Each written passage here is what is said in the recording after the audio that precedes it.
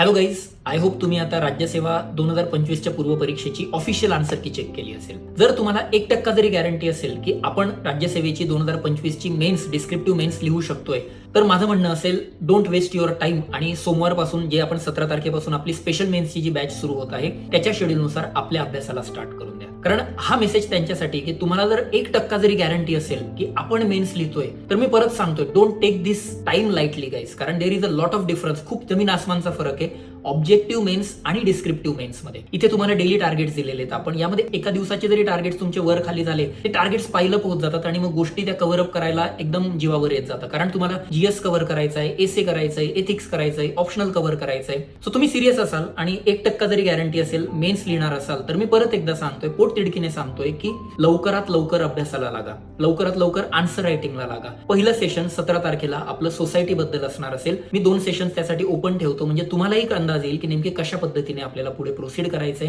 And if you are already part of special mains batch, तर guys काहीच load घेऊ नका.